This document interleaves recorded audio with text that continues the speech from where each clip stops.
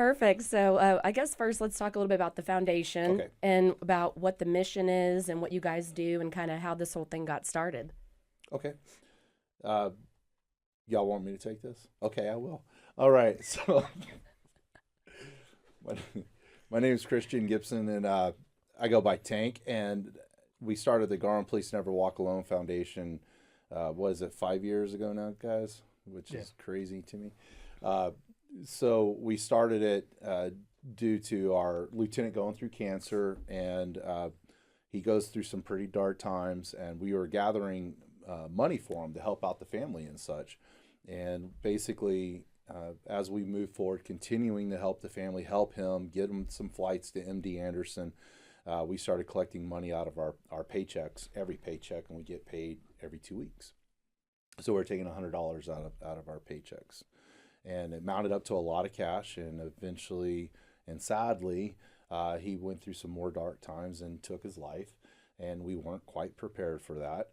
And so we had an enormous amount of money, honestly, that we were helping the family with, and it was actually in my desk drawer at work, which not exactly normal for that amount of cash. And so we were wondering what should we do, and one of our senior officers in traffic unit, which is where everything was started, said, "Hey, you guys are doing really well with working with the community and getting money raised and all that, and that y'all should start a foundation."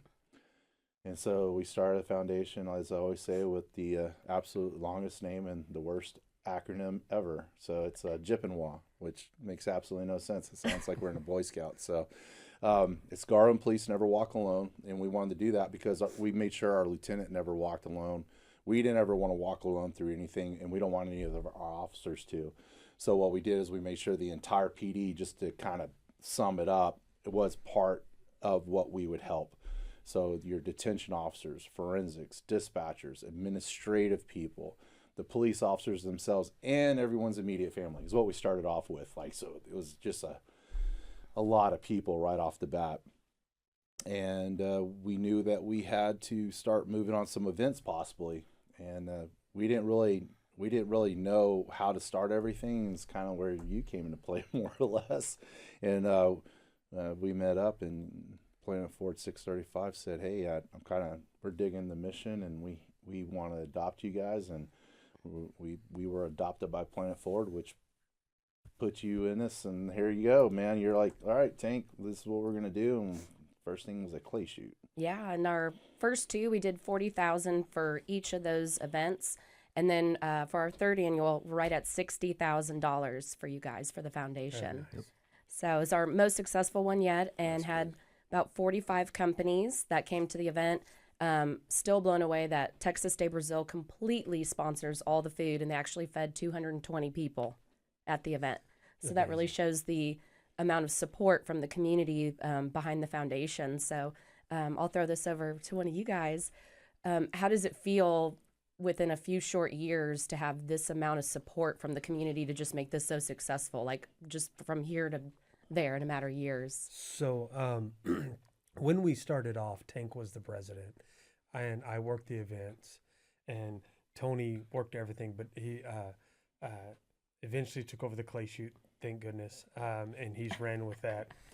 There's a small core group in any nonprofit that tends to be the worker bees. And that's us. That's us three. We've got some others. And as a whole group, as a board, everyone finds their lane. But as a whole, we're really strong. And I think what made us grow so quickly was that our community just kind of saw what we were doing and why we were doing it. And they felt like they could support that. We've got, and just to throw a shout out to Dave Swavey. So Dave runs the Guns and Hoses, and we know that you also sponsor and help them with some of their events. Well, Dave was kind of that lead in, hey, let me help you guys start this up without all the mistakes that I made when I started mine. And so that really helped us along. And with that, he's like, you got to be very community oriented. Don't forget the small guy, even though big ones come along. He goes, because they all matter. And so we've kind of kept that thought. And even though we know that some companies are able to put more in and some less, we're appreciative to all of them. Uh, but I would say when you first decided you wanted to jump on board, why? What was it about our mission? Was it our mission? Was it the staff you got to work with? What made you decide out of all the thousands of nonprofits that are out there, what grabbed your heartstrings and pulled you to us? Wow, he just flipped the interview on you. Who's being interviewed now, Wow. Sheena? Me, I'm like, I love it. That's a good Got to question. think of what I'm going to say. Yeah. No, we obviously support veterans and first responders and have been doing a lot in Dallas, Fort Worth. But our big goal was like, how can we give back in Garland? Like, that's where our dealership is. That's our home. That's our community. And then we slowly started meeting you guys through Swavey. And as I've said recently through all my surgeries, I'm like, you guys are like family. Yeah. You know, and just knowing each and every one of you, and everyone's got this great personality and this drive, and all of you volunteer. Nobody takes a dime, and out of all the stuff that you do at your home life, your work, things that when you go cook for these other foundations, you guys give so much of your heart, and I feel like that was a lot of kind of how I work myself. So I kind of saw myself in you guys, and I'm like, man, they're really doing the work. They're not just there to collect a check. They're actually behind the scenes and helping find sponsors, and they're helping, their brothers and sisters in blue. And that really stuck with us. And I'm like, this is an important mission in Garland where we can give back locally and grow this. And that's definitely our goal. If we can have every sponsor, everybody involved, every volunteer walk away at the end of the day of any of our events, any of our communities, or even helping a sister or brother nonprofit, and they walk away with that feeling, then we've done something right. So Swavey in the beginning told us, and I couldn't imagine the success that he's had with Guns and Hoses.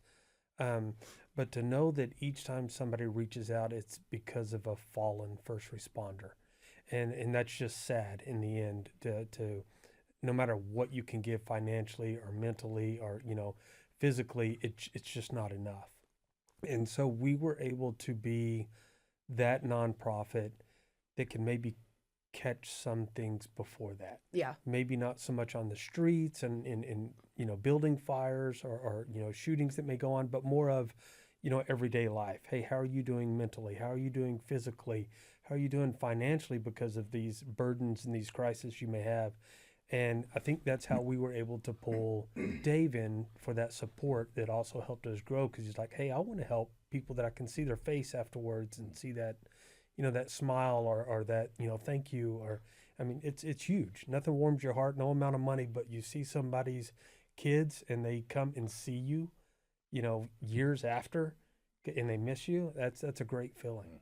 Yeah. And what was the mental health aspect that you spoke at the clay shoot with the amount of traumatic scenarios that you go through? Yeah. So, I always have to be a little careful with the numbers, but basically, so you have traumatic events, and that would be defined as something incredibly significant happens in your life, if you will, like the time stops. Like, God forbid, you see a horrible accident or a family member dies from a horrible bout of cancer, just something that was incredibly significant to that general population.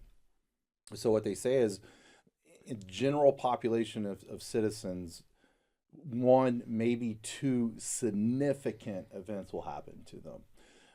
So then they've been doing a lot of studies on police officers and fire, but in particular on this one, police officers, and they found out that police officers in general go through hundreds within a 25, give or take, their career, 25 years, they'll go through hundreds of significant events. And what psychologists and all I'm saying is that you guys, the human mind wasn't exactly totally geared for that.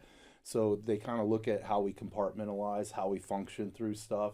And there's a lot of things that police officers are able to do specifically that keep them in a mindset. I almost call it like a combat mindset. Put this to the side so I can move forward with this and fix this problem or whatever it may be.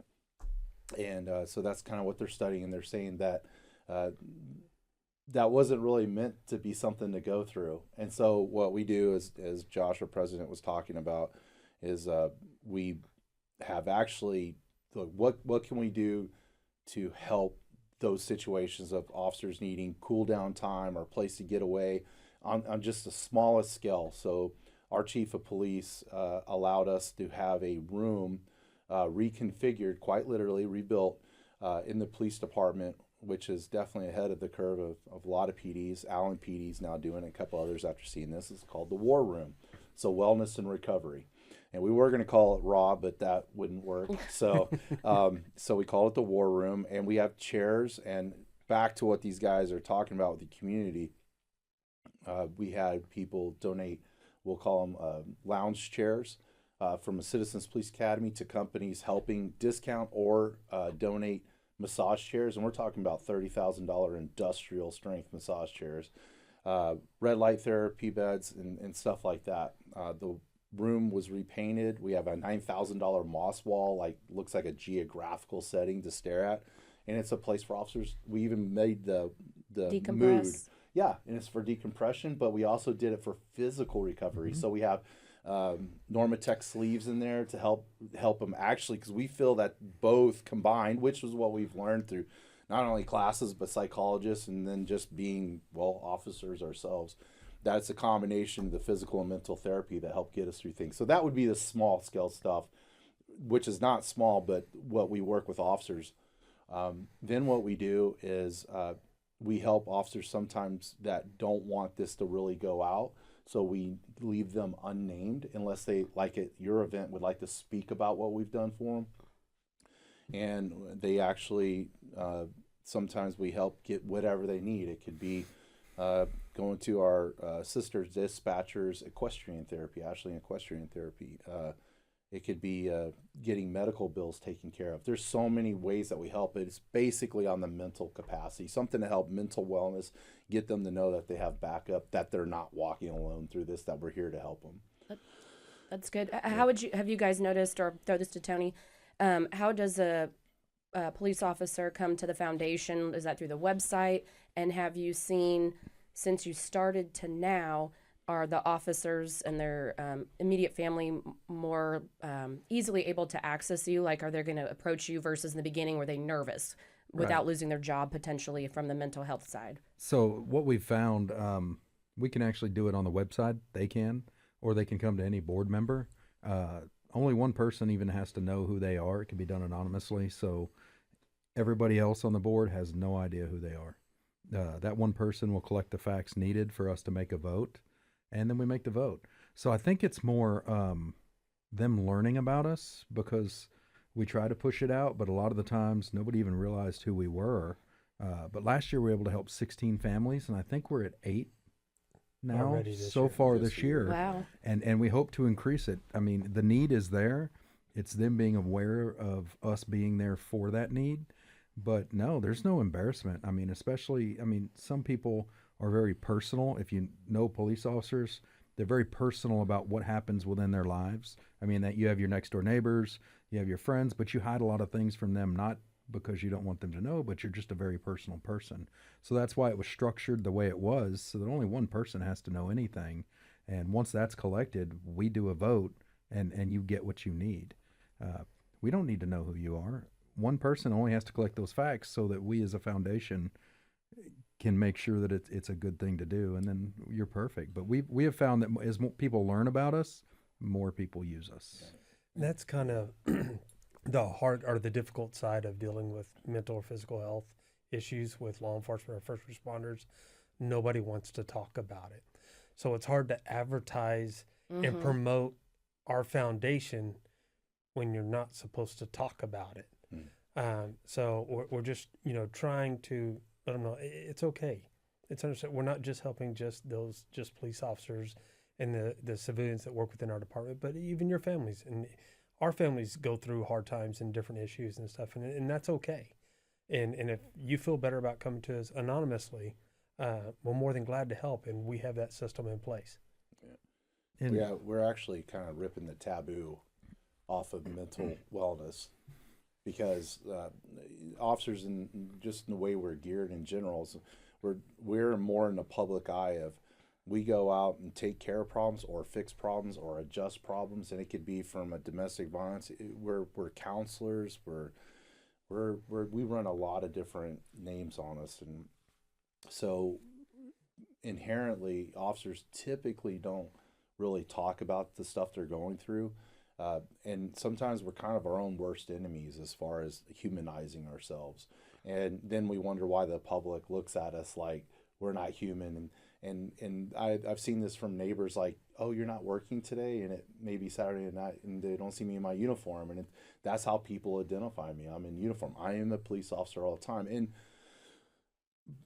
basically I am always a peace officer, but as far as working, and so the officers keep that in their head and they don't like to talk about problems because they may be handling someone else's problem, so they're not going to go into someone else and say, hey, I have the same problem.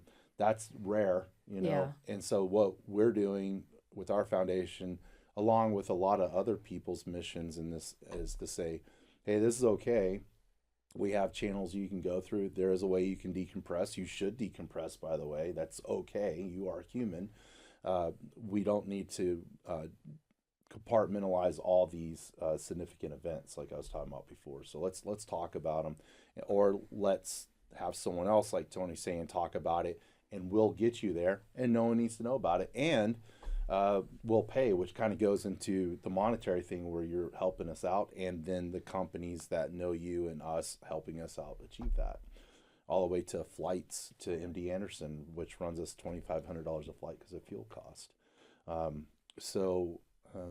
Yeah, that's exactly what these guys are saying. Is we're trying to get the officers, we're trying to rip the taboo off of mental wellness for officers. We're Talk getting about there. it. It's Yes. over the first kind of 2 years we're really in, it was, we were wondering if people were going to come to us. Yeah. It's like, well, they don't feel comfortable, and then you had a few that were in a situation where they had to, and they realized that, okay, these guys are not going to say anything to anyone about Nothing my bad issues. happened. Nothing bad Yeah. happened. And so then they told others, and it's beginning to spread. And like I said, this year, starting off, I think, what do you say, eight so something like that? far, yeah. So far, and that's more than we've had in the past. So that means it's slowly getting through the PD that, Spreading. hey, we're here and we can help. And what you say to us, we won't advertise, which again makes it difficult to advertise the foundation because you can't say. We can only talk in personal experiences. Yeah, and I have personally used the foundation, not monetarily, but I had a surgery where I had a 50% survival rate. So the night before my surgery, the attorneys that work with us came in and did my will, my living will, my power of attorney. So that was one thing going into surgery I didn't have to worry about, and my wife didn't have to worry about making any decisions because we had talked about it. It was done. But that is something you don't think about that we have provided, and we have attorneys for. All those resources Right, available. we kind of have steps. resources A lot of beyond resources. just paying for things. Yeah. We can try to find the resources you need, but we probably have them in the phone book somewhere that we can call and get you started with. Well, some of them are the very companies that help us out. Yep. I mean, that's part of the networking. Oh, yeah. I mean, we're like, so you're helping us out. So this officer needs help. So we'll get the cost, or we'll figure this out. But we're already bringing them in to say, hey, we need help with this. We can't give it to you in detail what's going on, but we need this help. How can we do this together? And so, yeah, actually the companies reach back out. I'm actually helping with a company that you had for your clay shoot specifically right now on some problems they are having. And I know they're appreciative of it, but it's because we're so appreciative of what they do for us the Oh, last yeah. couple of years on the clay shoot. And so many of these companies, they want to get involved, but like you said, they just don't know where to get involved. Right. So- And we're so new. We're like, we don't want to overuse it. We don't want you to get tired of us. We don't want you to give more than you Right. that you can. So we're afraid to ask. And they end up coming to us later at the clay shoot, and they're like, "No, I want to help, and I Yeah. can help Yeah. more." Yeah. Right. And I've said this before, but obviously I didn't serve. And a long time ago, before I knew a lot of veterans or first responders, I was just thinking like, oh, well, maybe they don't want my help, or, I don't think like they do. And then finally I had people tell me, no, this is like your way of serving and giving back. So by doing these events and networking these companies, we're able to raise all these dollars to support you guys. So that's like my own way of being able to give back to you. And I use myself as a way of showing like what the rest of the community is. A lot of people who didn't serve want to get involved, but they just are in that same boat. They don't really know how or where or what to do. And then when they come to these events, it's like they talk to you guys and learn the mission and what you're going through, and how you said it's difficult to really display the mission because not everybody can come forward. But obviously, Irizarry spoke, and Tank and Pesta in the couple years, and this still has stuck with me from a couple years ago. But I had several companies call and say, I've never seen grown men be so vulnerable and actually have the courage to share what they've gone through so we can actually understand it, and our dollars are going to the right place, and we want to support our first responders. And that's always stuck with me. Yeah. So, I mean, I know that's I think that's hard what to we do. talk about here is, it's like we feel it's our mission in creating this, that we kind of have to be the spokesperson too. So I can't tell everyone that it's okay to rip the Band-Aid off taboo on mental wellness, and that it's okay for them to talk about their feelings or go somewhere, and then I actually don't myself. So right. you kind of put yourself quite literally in the limelight, which I've done with you and quite a few of us others, and actually talk about a problem that's not comfortable to talk about, and it brings up feelings that I have to manipulate as I go through the speech to make it right. And I think some of that, they see that, but then hopefully the officers, I'd like to think the officers say, okay, they practice what they preach. They're not telling us, hey, this is what you need to do, and then not doing it themselves. And so we try to lead by example on that too, and it is hard because we have to talk to. But I've also gotten some of the phone calls from the companies too, where I actually feel like, I mean, we're not like best friends, but like they'll talk to me about stuff, and I've actually talked to a few different people in different companies, and said that's okay to feel this way. You're going through this, or you went through that loss, and I've had something like that too, and yeah, so it's hard, but I think we're doing it for the right reason at our cost, I guess you'd say. We often play a sounding board for people outside of our scope, outside of our foundation. They call because they feel like, hey, I can say something to you, and you're just going to be honest with me. Yeah. And so we can help relate, and it's just a conversation. Yeah. And sometimes that does it. And it's hard to be in this crew, but we've all become pretty good listeners, and taking in what you're saying, not just there, but we're hearing what you're saying and trying to do the best we can to help you. We've put ourselves with the PD through some different courses and stuff to make ourselves better and help understand the process of the mental and physical health and stuff that first responders go through, not just police, but fire, EMS.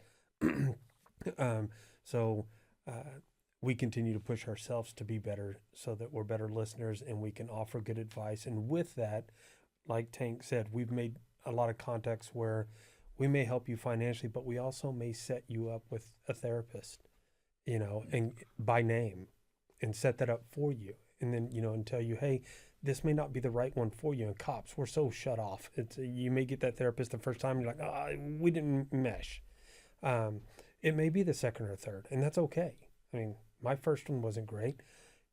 Me and my wife, we did marriage counseling.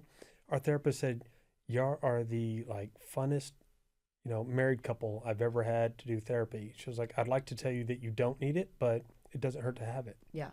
And it was great. She was our sounding board. She was our neutral. And sometimes as officers, that's what we need. We need a neutral, because it's not everybody deals with what we deal with on a daily basis.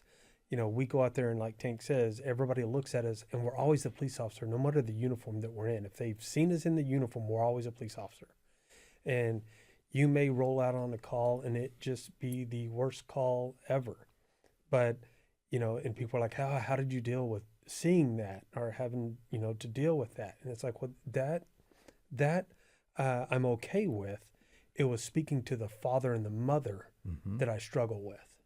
It was the child that was difficult, but it was looking at the dad saying, I can't do nothing else. And that's what we bounce off of each other. And sometimes it's not a financial thing. Sometimes it's somebody coming in and sitting next to our desk and talking to us and be like, hey man, y'all dealt with this. What did you do? Hey, call this person. Or you know what? Come talk to me. Let's hang out. And it's building, obviously, a different sense of community, but within your PD, where you're able to communicate with each other, share those resources. I always relay it back to my surgery stuff, but all the people with surgeries, I can help with pre and post-op recovery and give that advice. So same with you guys. You're building that community where they're feeling comfortable to approach you. Because you've been there, you've Right. experienced Yes. it, you know it. Yes. Well, and he hit it on the head. He's talking about the marriage counseling. I mean, it hits the families, the mental side, just as hard as it does the officers, because you know what they're getting? They're getting the dealing with it at home. And if you're not dealing with it, you're getting a person that may not be who you knew when you married them. Mm-hmm. So that's a huge thing, is talking about holding it in. That definitely affects your home life. Oh, yeah. And so that's another thing is, we want them to be the person that their spouse knows, not shutting themselves off. Sadly, but correctly, we actually talk about that in the academy. One of the things we tell them, the chief's real good at having the family come in. And it's one of the conversations that it's held, is that this young man or woman that's putting on this, probably in a couple of years, it may be shorter, maybe a little longer, they're going to be different. And there's nothing we can do about them seeing things through a different lens. And so kind of some of the things that you find, and it happens a lot with veterans too. Anybody that goes through stuff like that as firefighters is, they'll be, they're present, but they're not present. And that's what happens a lot with the families. Like, you're present at the birthday, and you kind of have this mask on, but your wife or husband know you really well, but you're present, but you're really not. You're still on that call. You're still dealing with something, and you're not. Your mind's somewhere else. You're processing it for an unknown amount of time, for a long time potentially, or most of your career, because you didn't get help. And that's what we all do it. Veterans do it, and then what we do is try to seek out, hey, that's normal, but it's not. It needs to be corrected.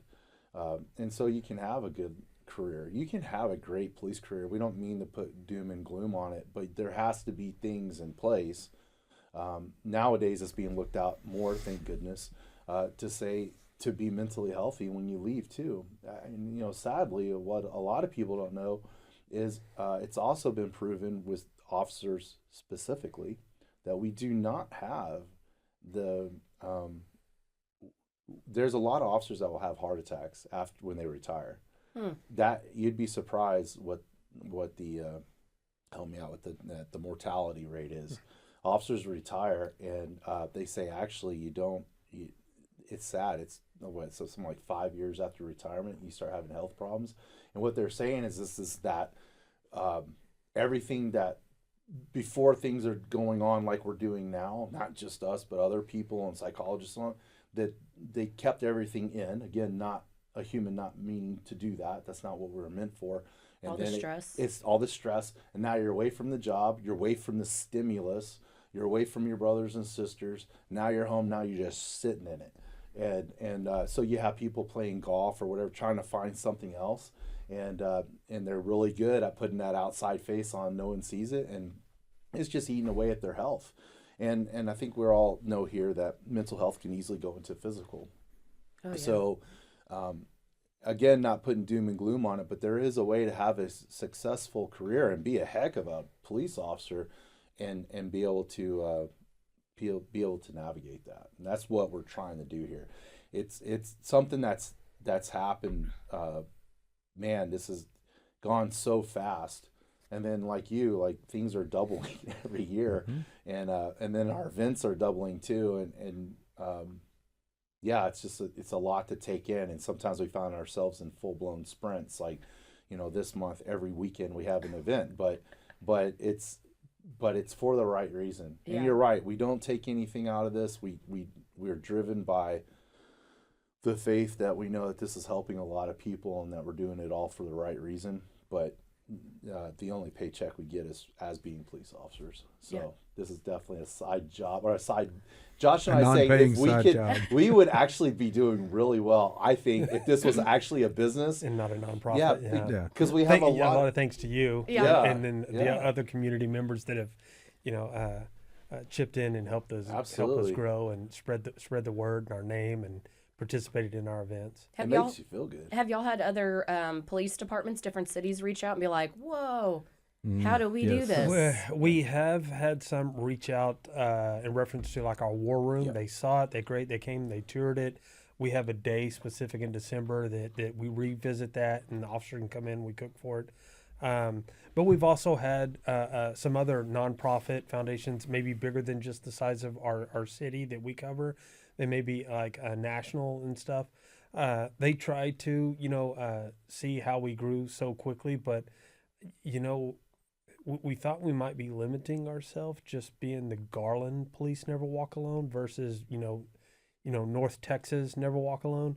But our community has just been so strong, and then the surrounding cities that have just, we're not even in their city, and they're like, hey, we want to be a part of it, and that's just because I really think because our guys have opened up, and they see the mission that we're doing, and they believe in it, and they meet us, and they realize we're good guys. Yes, most of them think we're cops 24/7, but when they see us in that vulnerable state, they realize, yeah, we're just human beings like everyone else. Yeah. Well, to put in a scope too, like Josh is saying, we've had people with incredible business knowledge, like actually running marketing and in other ventures that say, if y'all ever thought about opening up to, again, like he said, North Texas. And sometimes the way I feel about it is, if you look at just our officers alone, I think we have 400 something sworn officers. We're not talking about the jailers yet. We're not talking about the forensics yet. We're not talking about the administrative workers in a PD. I'm like, guys, there is 8 of us taking care of, it could be what, 700. Remember, And I didn't add the families. immediate Yeah, you haven't families. even Yeah. added the Yeah. family. So just from tangible, 700-800 people, easy. And so it's, we feel that we really need more than just expansion, is to focus on what we're doing, because it's a big haul, and we need to make sure. I think what we're worried about is losing some. Okay, I'll tell you. It's like sometimes I think about Lieutenant Carpenter's family, and I constantly question myself, just to get a little personal.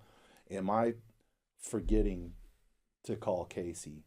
Am I forgetting to call the family? So sometimes I feel like, in the grand scheme of everything happening, am I forgetting why we were started? Am I forgetting about the families within our PD? And sometimes, I guess, since this is going out and everyone's listening, sometimes that's why we're a little worried about expansion, because we do not want to forget each individual that we're To helping. lose like that intimacy, that Yes, intimate feeling of that one-on-one. Yeah, and because I don't want to be. Yes, I want it to be personal, because it is personal. Yeah. And so sometimes I feel like, first, our PD, if we get such a great grip on that and we're ready to expand, I think that would naturally happen. I do agree with Josh. There's been people that have reached out, but typically it's about, how do you do this war room? Or how do you connect with your officers in such a way that they would like to get help with this? Because PDs now, like especially ours with our chief, have great people in place that our officers know they can go to. What we say is, there's equal amount of officers that aren't ready for that. Like, what happens if I go to the second floor of the administration floor and I go to this certain person's office? Am I already kind of looked at, So how they ask, how do you help the people that aren't seeking it, that And we go through that with them. But as far as creating a foundation, no, Sheena, we haven't really had anyone that said, we're looking to create this. And I feel that when that time comes, I think that'll naturally come to fruition when it's ready. Or like this year, when I was working with Tony, so we did, he had a great idea that we did a first responder first and second place. So I didn't know, like, if I know Dallas PD was there, Greenville PD, firefighters, did any of these different departments say, like, wow, how did you guys just to experience it? We had that idea, right? Because we wanted to make sure we acknowledged who we're fighting for, which was the first responders. That's why we decided on the trophies. But Dallas's team, I reached out to them, and one of the guys paid out of his own pocket. And I said, Keith, I didn't expect that. And he said, no, you guys are doing great things. I want to make sure I'm a part of it. And the way I can be a part of it is monetarily, and showing up at your clay shoot and donating to your raffles. So he sees, and they see what we're doing and how great they think it is, and they're willing to give their own money to another PD, another foundation to help us. And that's the great thing is they see what we're doing and they're excited about it. And they call us for references. Yeah. So technically, we have kind of expanded in a way where we're used as a reference for referrals to someone else and how to go about that without letting the cat out of the bag. So you just made me think of that. So by technicality, we have kind of expanded in its own nature. And he talks about expansion. One thing that we want to do is we have it set where we can give a certain amount, because at some point it's going to break the bank if we don't. Right. We'd like to get to the point where we don't have to worry about that amount. You give us those bills and we can cover them. So yes, we've expanded greatly over the last 5 years, but keeping it personal and making sure that we can help these people, we've got a long way to go to expand where we can get to that point and go, wow, we got you. We've got you heart and soul. We can help you with everything we have and have the funding to do that and not worry about a year down the road for that 30th family and go, oh, we're broke. We're going to have to wait till the next fundraiser. That's ironic you brought that up, because like Josh was saying, Swaby told us about tripwires. Mm-hmm. And so one was, when we first started, did we do 10%? 10% of what was in the account? Yep. And people started coming to us, and we were like, that's another 10% of what's in the account.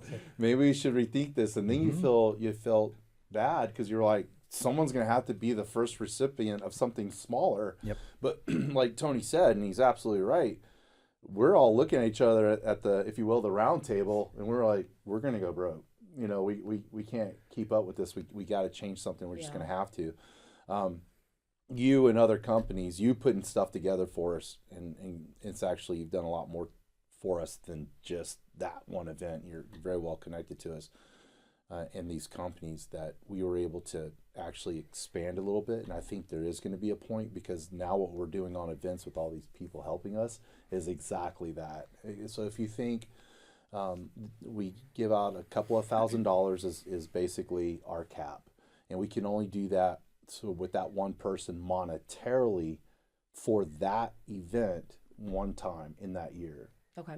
Now, if something else happens that's a totally different event, we can help them again. But that event that year that happened, that significant event that happened to them in one form or another that needed monetary help, we can only do that one time that year.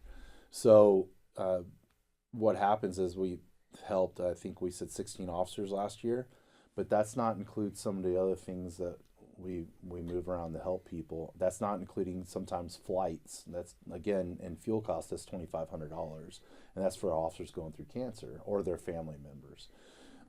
So yeah, it's like Tony said, you start looking at, and that's what I meant by the business sense, because you have to look at the money. You have to say, what do we have in place to put this back in? And you have to, you start realizing we had to put business sense in this. Mm-hmm. You had to in order to survive. And spreadsheets. So it's a lot of spreadsheets. Oh my gosh. Well, what's great is, we start off this year and it's like 15,000 plus in assistance. And you're like, whew, we only truly have 2 events. Yeah. And then of course you kill it this year and bring in, more than the last 2 years, and it's like, oh, thank goodness, Sheena. Yeah, deep breath. Yeah. Hey, we're aiming for $100,000 next year. Yep. And so that's amazing. Our next event is only its 2nd annual, which Tank will probably talk about later. So it's like, who knows where that's going to go? And then just like you said, your connections and stuff with hooking us up as far as educating us and grants and things like that. We're willing to do the work. We just, need to help somebody who's experienced it, who's done it, and is willing to walk us through it. And I want to talk about something real quick. So, it's easy to donate on the website. We have the events, but some of the biggest low money donations we received have been from retired officers, and we can't afford monetarily to help them. But they again see what we're doing, and they're like, "Oh, I wish we would have had that." 20, 30 years ago, and I want to help get that thing off the ground. So a lot of our small donor, and I say small, no donation is small, everything helps, but they see what we're doing, and like I said, a lot of retirees have donated to this. Well, it's their retirement money. I mean, Yeah. that's very significant. Their income is limited. Right. They're Right. retired. And they choose us. And they'll do Yep. a $70, $50 reoccurring monthly donation. Yeah, That's It's awesome. amazing. that's huge. And that's another drive for us. They wish They they see had it. it. We've Yep. started it. Let's keep it going. Right. Yeah, That's incredible. yeah, that's you know, you were talking about earlier, kind of swing back around. You're talking about sometimes I didn't know how I'd help veterans or if they'd want my help. I think it was something along those lines, and I've told you this before, but with the stuff that, man, you went through some significant things health wise, and that was very significant, and so you are able to relate. I hope I made that clear last time, but it's not that this is a counseling session right now, but you are able to relate, and I think that's, you know, like you said, it's this is what you do. It's what do you call it? This is your God. Oh, my This God is job. God job. Yeah. So like I like that because you're like, I know that I've been through this and I can talk the talk, walk the walk, and tell you what you need to do. And then also know how to reference you. And you have a heck of you do very well in your job. So you're able to put all that together.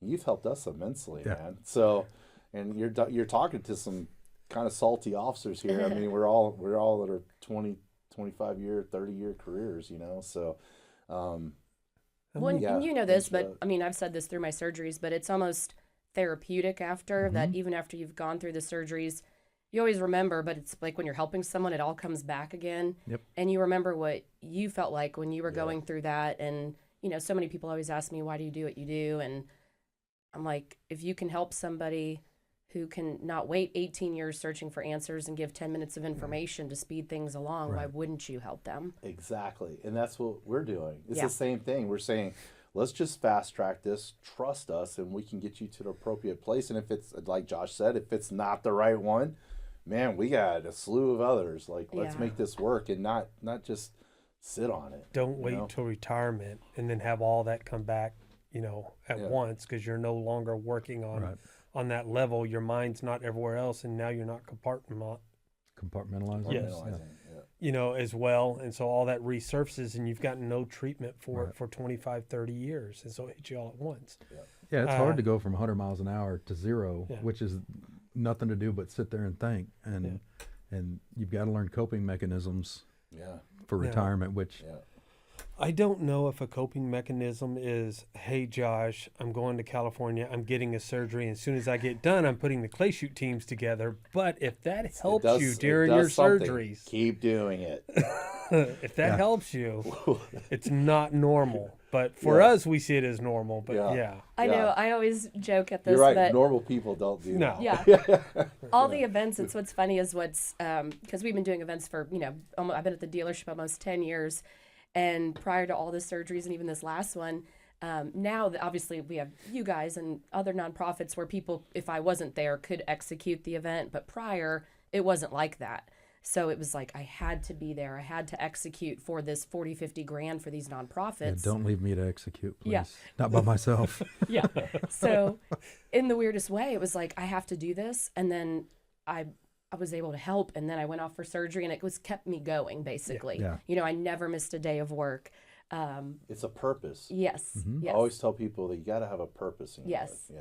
Yeah. Yes. So, well, the day of went great, though. We had so many volunteers at the clay shoot. Yep. Most we've had. Yes.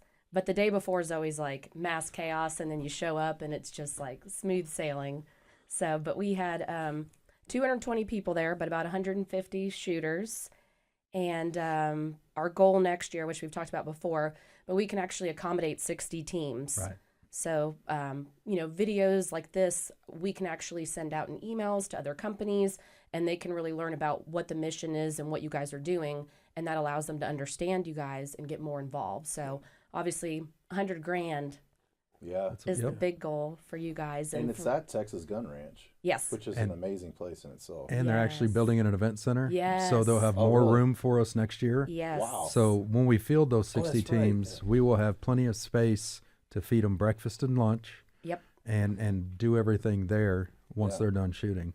Yeah, Yeah, the owner Bart was telling me that. That's right. I do That's know going to be that. nice. Yeah. That is, so he can still run other things. But what he told me this year is that y'all made it so big that the whole place was ours. It's Mhm. one of the first times he absolutely closed it. Yep. That says a lot. Yeah. I mean, that's impressive And it's because that going was to a be huge bigger. place. Yep. Yeah, it's gonna be bigger. Yeah. Yeah, we can take Yes. 22 more teams. So And you eat Yes. well. anybody wants to come. Texas Day Brazil. You have breakfast tacos in the morning. I mean, if you leave hungry, it's kind of your own fault, Yep. really. And he's retired PD, right? Yeah, David Galvan, Fat Kid Tricks, Yeah, food truck. he's not a fat kid. He's not, but that's the name of his Oh, company. right, yeah. Not just throwing insults. He's named his company Fat Kid Tricks, and he does some amazing food for breakfast. And then you can have Texas Day Brazil just donating all that food and the cooking for lunch. And if you've never had it, Man, spot they on. own it every year. Yep. We I always know. get compliments with their food. It's fantastic. And most of the time, if you get food in a to-go tray, it's not that great. Theirs is so good. Yeah, Mm-hmm. yeah. Overeating can be a problem there. Yeah, for sure. Yeah, and then you got the Yellowstone-looking Texas Gun Ranch. You got Bart. You got Mr. Sanchez, the range master. Man, everything is just. They really accommodate us. Oh, yeah. Seamless. It's basically a big golf course. I mean, I don't play golf. Golf Josh course for does, guns. But it's a golf course for guns, and it's I'm ran running. that way. Y'all do a I'm great running. job. Yeah. Yeah. And they you can shoot there outside of the clay shoot. You can go and pay and go shoot some of those courses out there if you want to practice for next year's event. Yeah. You know. Yes. Oh, we do have some sharpshooters out there for sure. Oh, yeah. We had some different winners this year, which was nice. That was so nice. kind of spreading that out. And Crocker Crane always comes out with the big Right. American flag, so you can't miss it off the highway. McIntyre Towing was a huge contributor to this year as well. Yes. Did you know that's the first time, and the last year and this year is the first time that huge flag was folded military style, and that was Oh, our yes. guys. They love it now. So I guess the owners now said this is how I want it returned. That's awesome. I saw the video. I think it was last year of Yeah. y'all folding Yeah, it up. yeah, we folded military style, and this flag. This is a one block big flag. This is by far not any normal size flag. No. And then sometimes the high winds. Yeah, Josh and I, and hey, I'm a 260-pound guy, You and up in I the almost air. came up off my feet. Yeah. It was. You got to It figure became a kite. It is every bit of a 6 to 8 man project Yeah. to hold that flag. Not and let it fold touch the ground and fold it up. It's a good practice in communication for sure. It's massive. It is. Yeah, it It's is. massive. Oh my But- gosh. So the new and big companies that you brought on this year, Mm-hmm.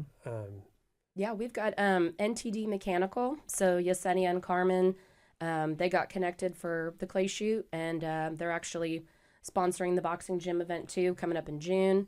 They're sponsoring a few things because then yeah. they approached me, which I was looking Learning at you, about more and they're like, events. Mhm. "We want to do more," and so you sent them to me, and then next thing I know, they're coming to the casino too. Oh yeah, and TDECU Credit Union, Lestra, Yep. same thing. And usually, what we'll do is when we make a contact, we'll start on that initial event, and then we'll say, hey, there's other foundation events, or Planet Ford has these events, but how you said you don't Yep. want to bombard someone, but Right. if they choose to do that, a lot of them want to get more involved. That's what's surprising. This one, because you network, Mm-hmm. and so all the companies that we're about to go over, we're networking in there while they're clay shooting. That's the Yes. coolest thing because I was actually talking to some companies like you should meet them. And sometimes it works out, sometimes it doesn't. But it's networking, And sometimes they turn around and are like, I appreciate that. And then, like you said, they go, "What other events do y'all have?" Because a lot of people don't do this. Yeah, and I was laughing because Tony and I were doing the same thing, but we're so busy, and you're trying to execute. You don't really have time to talk to everyone, so you're like, Josh, Tony, here, talk, okay, bye. Yeah. And then you Yep. just run away, Yeah. and then they start networking with each other. But Yeah. I always say, I forget who told me this, but it's business to business, so it is a nonprofit, and the companies are donating to support the mission. You want everyone to do good, but also these companies, if they're putting that on their budget or advertising, they're wanting to network with other companies and get business too. Absolutely. So if it shows, hey, you guys are collecting the funds for the nonprofit, but then you're actually encouraging those companies to network, it shows you're obviously everyone's caring about everyone. And I think Lestra reached out and she was like, we're starting to do our own nonprofit and we want to handle, kids at this younger age, 6th grade level type, and start bringing them up and introduce them to law enforcement and stuff. And we're like, hey, we can help you get Right. started with that. We know people that can help you. We got a boxing gym that's all about the kids. Yep.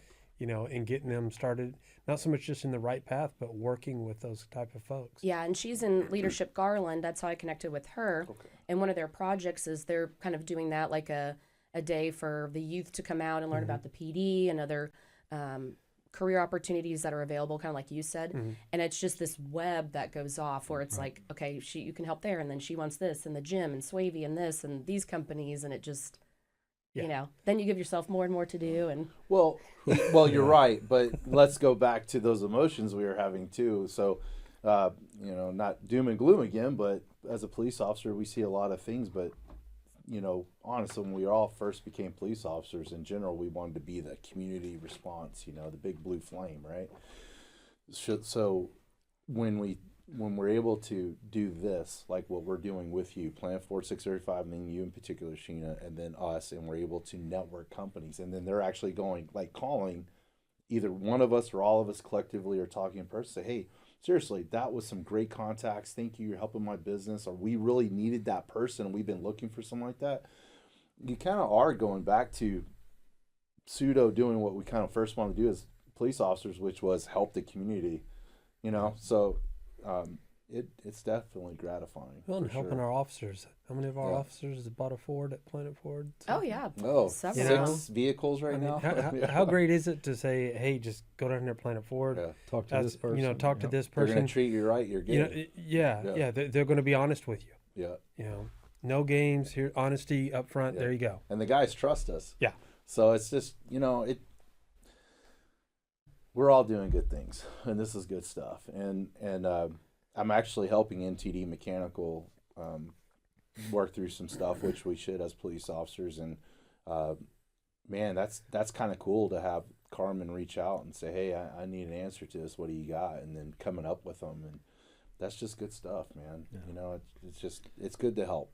Oh yeah. And there's a lot of smaller businesses that can't really afford to help just yet. But Tank, how many times have you found yourself sitting inside of one of the stores downtown, just talking to somebody who has an amazing skill set, but they just don't have the funds to put in? But it's like, hey, that's okay. Yeah. Let us talk about your company. Let's grow, your business so you can. Well, and that's the same thing that comes to some of the services we offer that aren't monetary. And we get with some of these companies and some of these people and some of these volunteers, and they say, I can't give you any money, but I can help you with this. Right. Yeah. And that is huge. I mean, because a lot of the times, a lot of these guys don't need monetary help. They need a they may direction or need somebody clothing do from a something. house Right. fire, from they may need some kind of sewing or whatnot to fix certain things that was very important to them, and just tons of things where we're feeding them, but the guys know they can go there and they're going to get taken care of. And Yeah, and we've even had companies, a few that'll donate like big raffle or auction items, and then they'll get a complimentary team. right. And I think one of the things that I love seeing every year, which we've seen this past year, is you'll have a company come and they'll have other companies on their team, and all of a sudden they're signing up. Yep, Oh, I their want to own get team. my own Yeah. team now. yeah. Well, and I mean, Kerry with Caliber Car Wash has been a huge help to us as well, especially with this event. He's hosted some stuff for us, and it's been great. I mean, the people that are willing to work with us and see what we do, it's been awesome. Yeah, and we were setting up, and we had 2 different businesses that are members at Texas Gun Ranch, and they literally called up there and they're like, "Hey, can we sign up? Can we sign up?" So we got, Really? yeah, we had 2 more That's all I know companies. that, huh? Yeah, so I mean, I think next year, so March 20th is the 4th annual, and we're already verbally reserving teams, so we're already going to be working on that. And most people don't realize this, obviously you guys do, but I mean, it's 9-10 months in advance you get going. Already working. So I know typically we have, our first, second place, overall first, second place now for the first responders. Yep. And then typically we have some pretty good raffle items. Anything from really expensive cowboy or cowgirl boots to really nice top of the line hats. Yeah, to, resist- That's $700. yeah.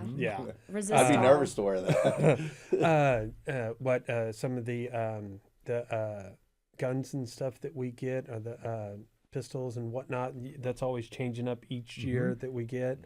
I'm just curious if some of the shooters or those that plan on, maybe coming next year stuff, maybe if they could email either our foundation or email you what's something they want to see. I know we've done Milwaukee. They always support us with pack outs and drills or whatever. This last year, she's like, what do you want me to bring? And I'm like, surprise me. So I'm curious sometimes, hey, you shooters, what do you want to win in a raffle? I mean, do you want the pistols? Do you want the guns? I mean, The chainsaw from yeah, Garland. yeah. That's what I was about to say. Garland chain and lawnmower. The steel chainsaw, the battery powered steel blower. I mean, fishing trips. he gave up some stuff. Fishing trips.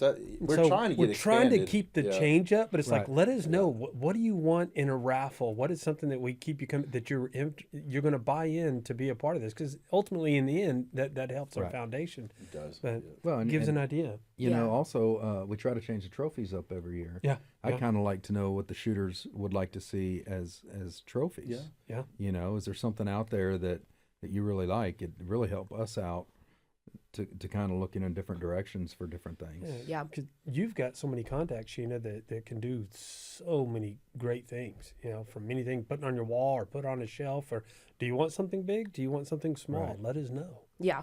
Yeah. Just keep growing everything.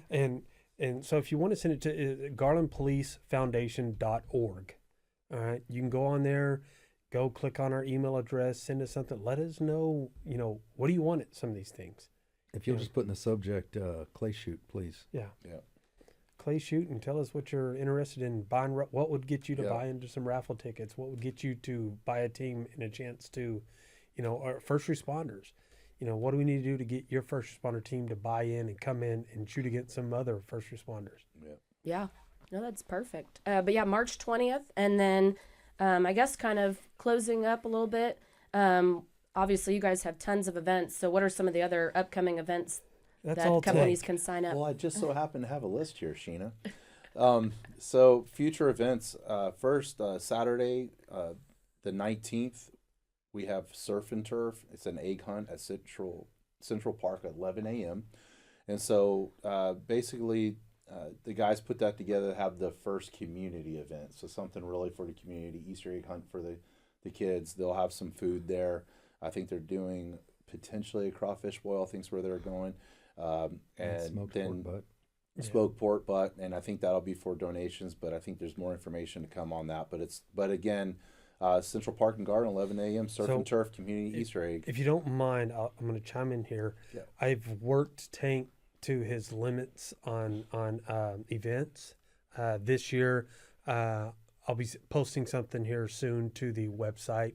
We're no longer going to host the Mad Dog Moore Bass Fishing Tournament. So we sent all the folks that participated last year a letter, but we'll also be putting on something on the website. So I forced Tank to do a community event because I wanted a community event. Yeah. And I think it's going to be great. It costs nothing to attend unless you want to buy some crawfish or a pork butt. Easter eggs, soccer, different games, a flash mob dance that I'm hoping I don't have to do. Oh, you're so gonna have to do I that. think we've got 2 Easter bunnies, bounce house, mechanical bull, and a bunch of other I fun wish stuff I like knew that who's going to be in coming. an Easter Bunny suit. I do. Tony?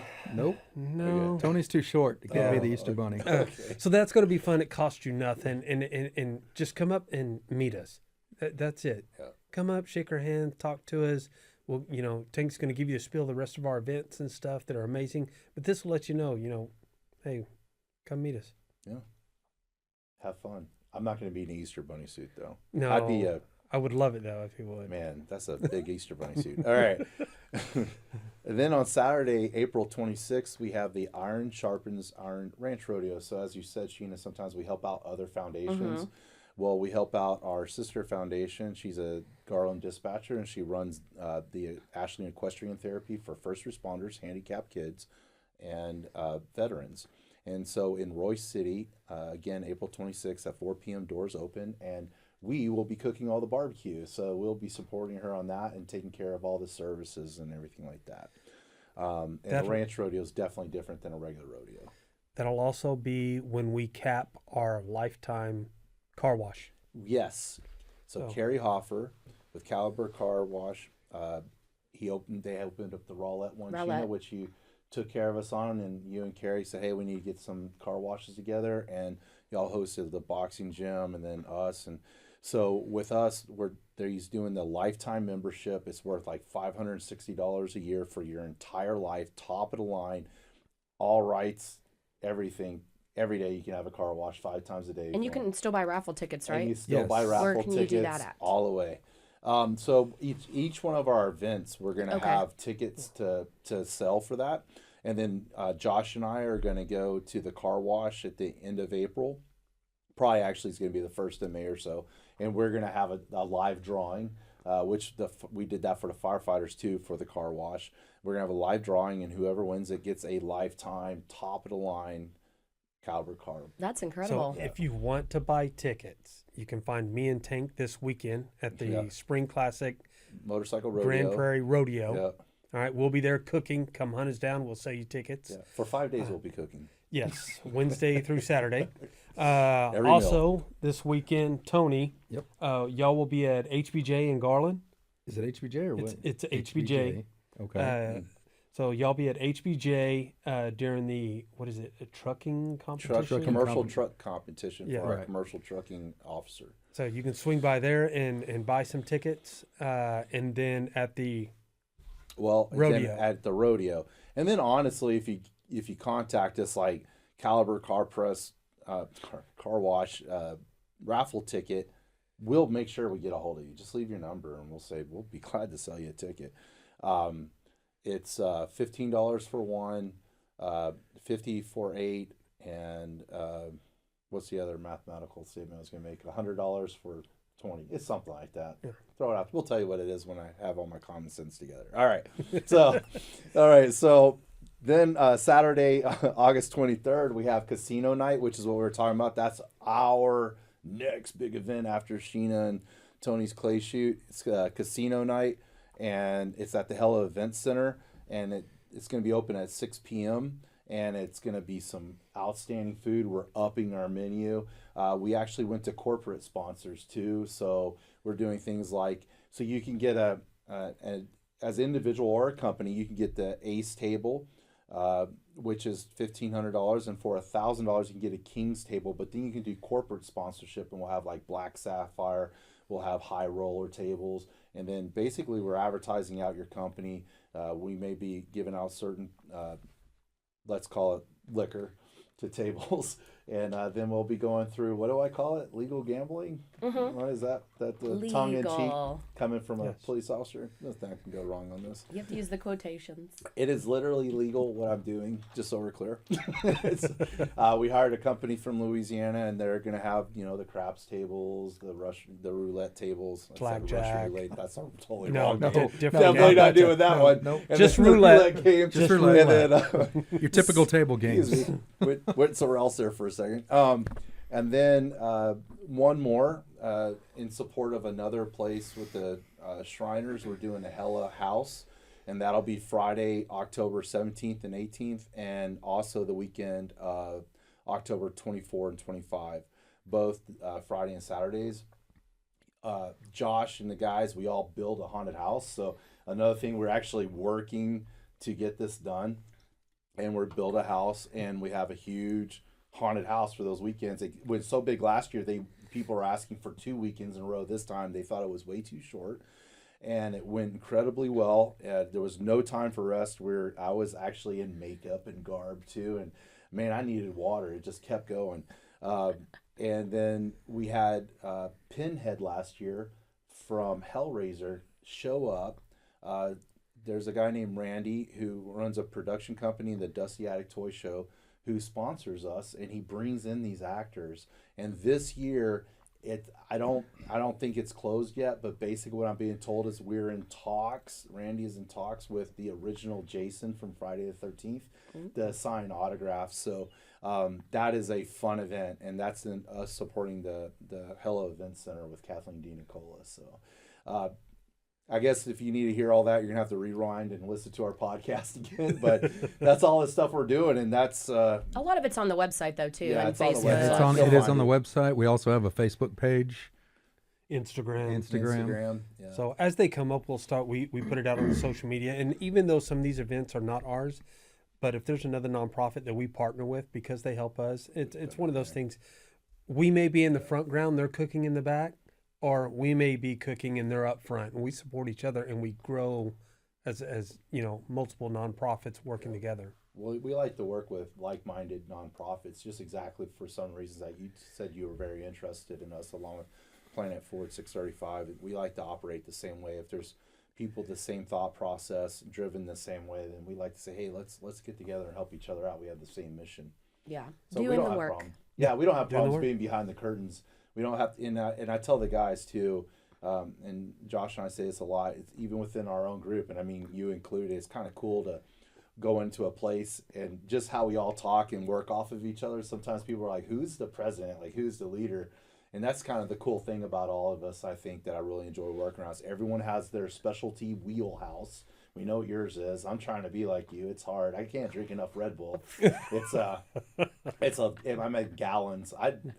My blood pressure is going through the roof. I'm not normally this color. I'm actually really red right now. So My favorite, you have no idea how many times people ask me, they're like, who do you even work for? Like, what do you do? Because it's just constantly like posting like stuff at the dealership, the nonprofits, the kids, the gym, the police over here. Yeah. All over the place. That's kind of what we are. So again, being like-minded, it's nice to know that people kind of sometimes like who actually runs this thing, and we're like, we all do. We're just the board. No one has an ego where we can't go, hey, this is your wheelhouse, this is Tony's wheelhouse, this is Sheena's wheelhouse, and we're in support, or God forbid, Tank, this is your wheelhouse. I'm like, oh man, here we go. All right, get ready. And then you get those that call and say, how do I get a Sheena? Yeah. You don't. Yeah, Sheena's. You don't. I don't She's know. ours. Yeah. I'm only one human too. Yeah. So we've all talked about this, Yep. but it's very humbling. There's a lot of people reaching out, and obviously I do side consulting separate, totally nothing to do with Garland. Everything in Garland is volunteer and helping. If any company actually signs up for our events, I'll go to lunch and volunteer my time to show them how to network on LinkedIn as a thank you. But then you start getting all these other companies reaching out and saying, hey, can you run this for us and this for us? And it's very humbling, but and Tony knows, y'all all know the extent that goes behind just one massive event, let alone we're doing like 4 Multiple. events through the dealership a year. And, I didn't even realize it, but the boxing gym event is in 2 months. Yeah. And I was like, Well, oh, and- Yeah, it's just like the casinos in 4 months. It's like you start thinking like, I don't have a year anymore. I'm down to And the each window. of these events, because people think, oh, you do this event and then you plan for the next. No, you plan for all 4 of concurrent. them all year the round. same It's concurrent, time. yeah. It's just It one's in never the shuts forefront. off. Yeah. It never turns It's off. just one takes precedence, and that's it. It's always running. Oh man, oh boy, do we know that one. Yeah, you have to learn to not finish your to-do list every day. It's just Yeah. ongoing Yep. all the time. And then you actually start getting with Randall, all them. You're doing your Planet Forward 635 stuff, and then we get back on our motorcycles and actually do police work, which is what we're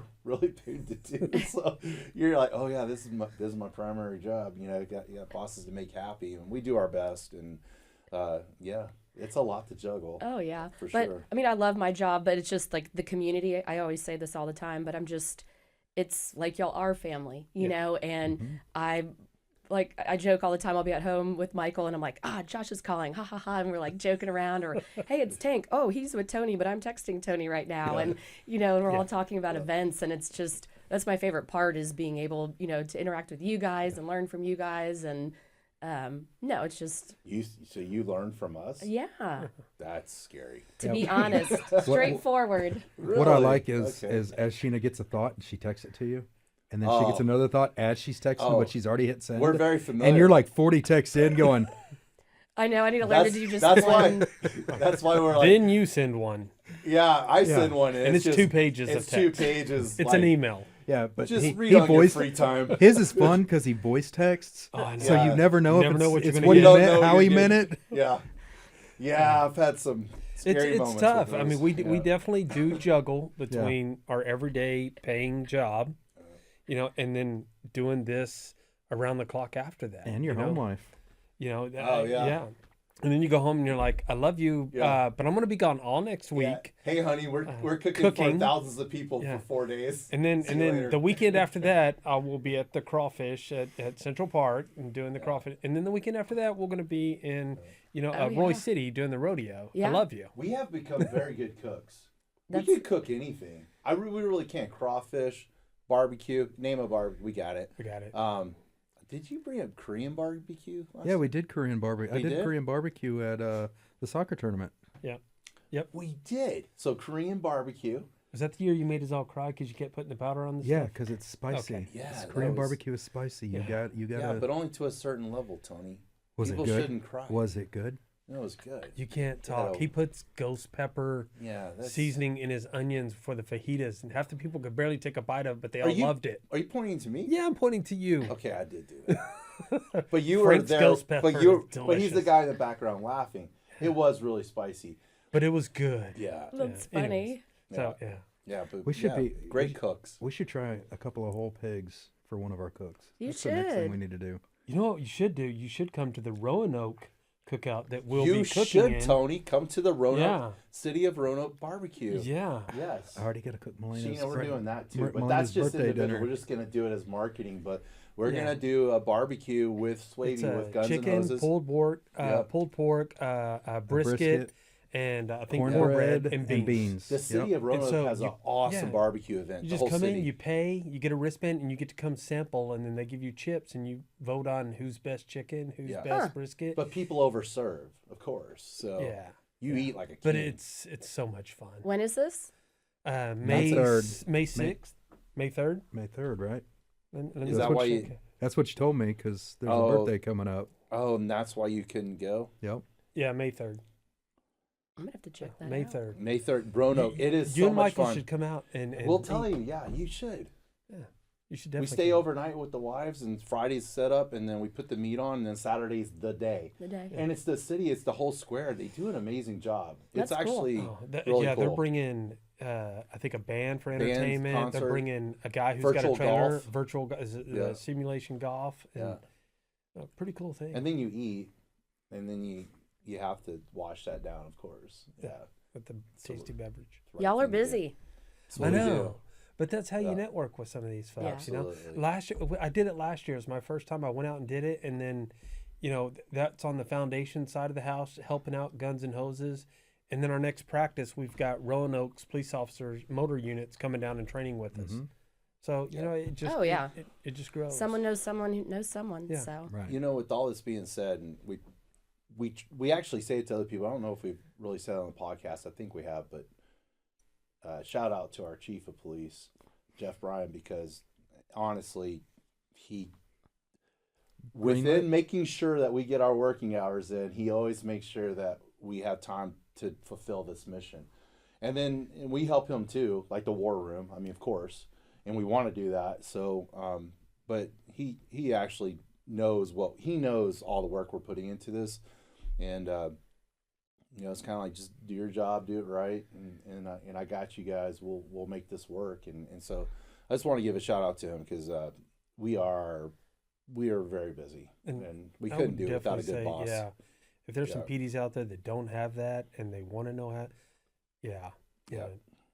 Jeff Ryan be a great chief to reach out to. He has had to learn to adapt to this over the past 4 or 5 years. Yeah. If you're working with a PD who has lost an officer or a firefighter to either suicide or cancer or whatever it may be, it's easy to relate to call somebody who's been through it.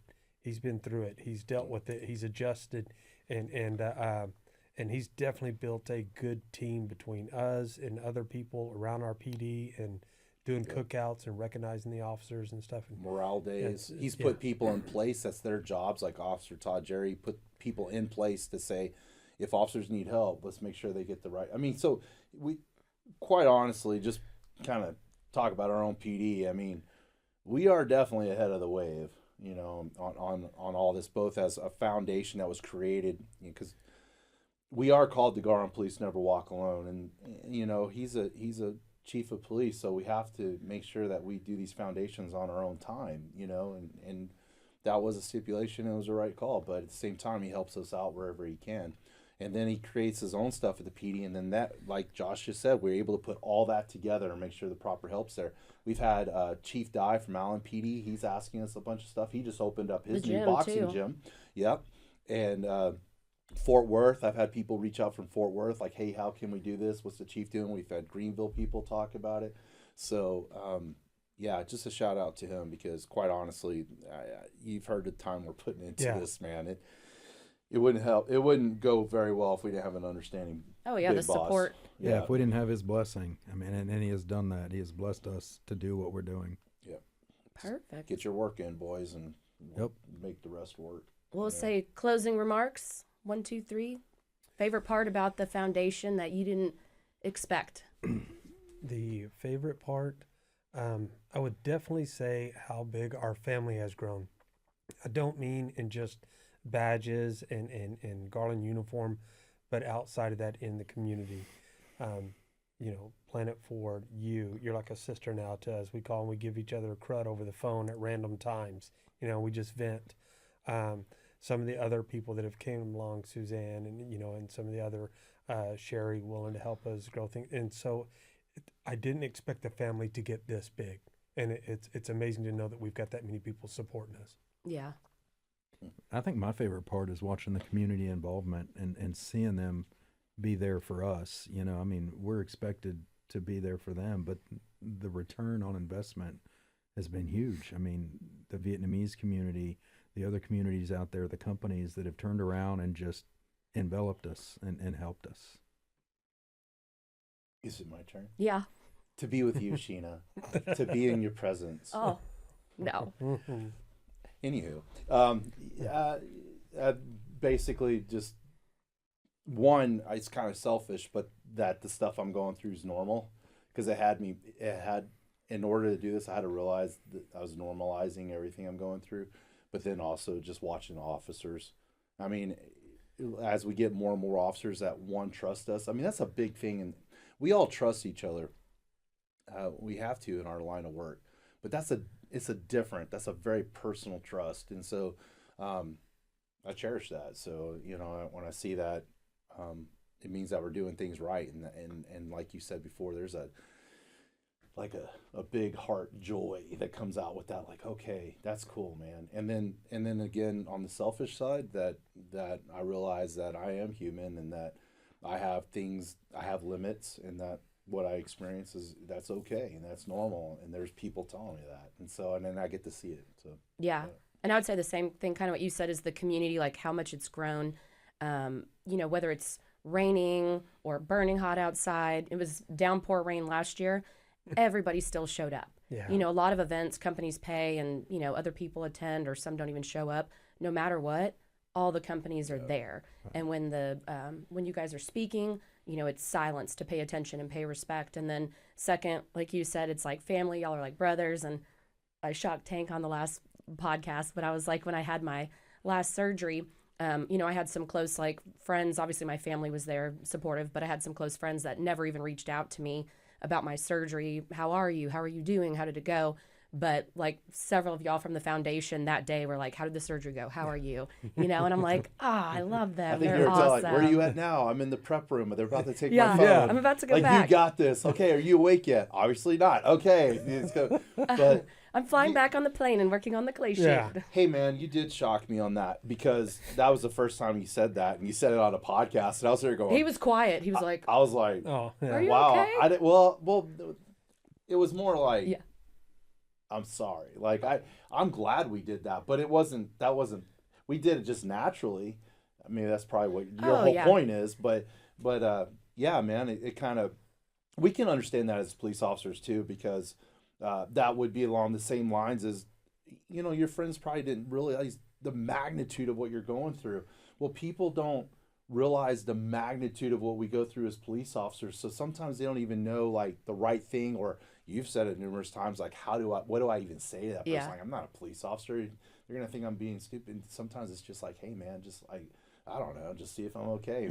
we don't have to go into detail. Yeah. But yeah, it took me back a little bit when you said, I was like, man, all right, cool. And it felt good at the same time. Oh yeah. But that comes back to the foundation, is it's you checking on each other. And even if someone is always the strong one, the tough one, and they're always looking like everything's okay, Oh, that'd be you Tony. still want to check on everyone. It's totally that's Tony. Totally Tony. Yeah. Yeah. I think I called him like every day after one of his incidents, just because I worried about him. Yeah. Hey, talk to me. What's going on? Yeah. How you doing? He has such a huge personality. He's very outgoing. He smiles a lot. He is one of the if Tony's coming, he's bringing the family. Yeah. I can't think of an event where the family It's the hasn't only, come out. And how really, it's the amazing is only that? family comes out as a whole. Yeah. Yeah. He It's shows immediate up. volunteers. Wife shows up. Daughter shows up. Soon to be Daughter's son-in-law friend shows up, and it's Yeah. it's amazing because it's a yeah. family, foundation for a blue family and a dispatching family, And she is marrying a firefighter, but that's okay. that's all right. It's a smart move. He's okay. Yeah. He's okay. He's all right. I live with him. We love hose draggers. They're the best. Yeah. But No, actually, I really do. They're good guys. Yeah. They eat a lot of ice cream. Yeah. I envy that. Sleep a lot. They do sleep a lot. well, we will be back March 20th. Obviously, back way before then because we're going to do these podcasts monthly. Just kidding. Oh. Josh said quarterly. I'm in training that day. Just kidding. But March 20th, we'll be back for the 4th annual. So reach out to all of us. Go to the website, garlandpolicefoundation.org. Yes. Made sure that was right on the tumblers. So, and Planet Ford 635, obviously we host this. So check us out. And Rad Rides, we do vehicle customizations. And hopefully you guys will continue to get involved and stay tuned. Thanks, y'all. Thank you. Yeah.